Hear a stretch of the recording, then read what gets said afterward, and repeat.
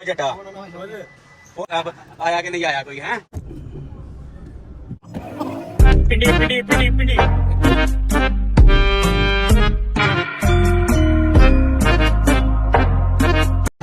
जट अज पूरी टंकी फुल करा रहा बादशाह है। टोरा ने जट दियां पूरियां टोरा ने पूरियां टोरा। ए वेखो जनाब साहब ऐ जट जियो जटा फुल नक्को नक हला हला के नक्को नक करा दी है जनाब। तो टैंकी करा ली है फुल ते शूटर ही जाना है ते यार हाय हाय हाय ते यार दे ब्याह ते बल्ले भाई बल्ले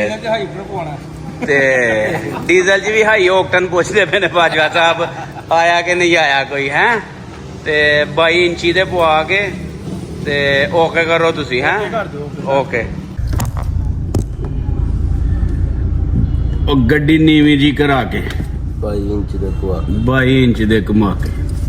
तेरे शहर घूमदे नहीं तेरे शहर पिछे आ जाना बंद करिए वो आ तो गया तीजा पार्टनर नहीं आ गया केरे पंप ते जाना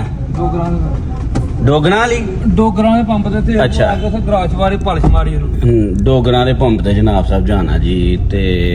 गड्डी अज माशाअल्लाह नाल जेहड़ी ना 10-4 करनी है 22 इंची दे पवाए ने इनू जनाब साहब ते शहर घूमना है बाजवा साहब दे नाल ते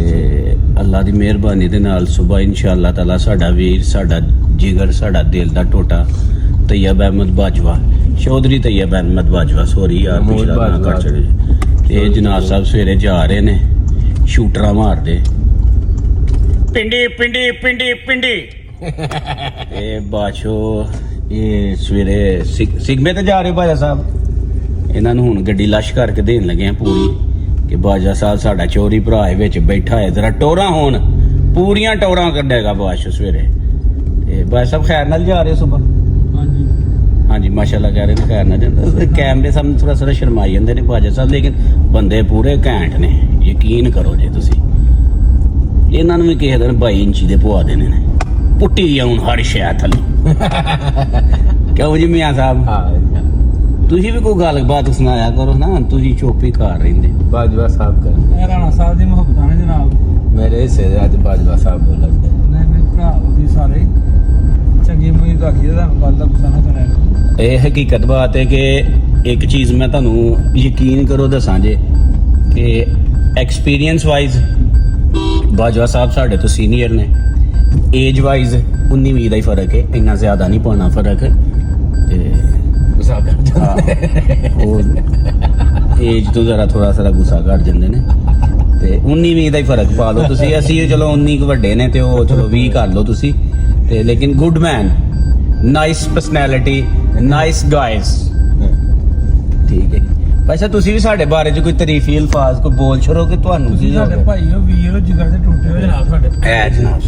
ਚੰਗੇ ਆ ਕਿ ਨਹੀਂ ਚੰਗੇ ਨਹੀਂ ਦੱਸਦੇ ਇਹ ਵੀਰੋ ਭਰਾਵੋ ਜਿਗਰ ਦੇ ਟੋਟਿਓ ਚੰਗੇ ਵਾਰੀ ਚੁੱਪ ਕਰ ਜਾਂਦੇ ਨੇ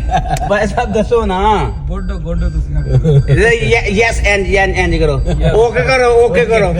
ਓਕੇ ਕਰੋ ਜੀ ओके हो गया जी भाई साहब मियां साहब ओके जी ओके ओके कर दो ओके कर दो ओके कर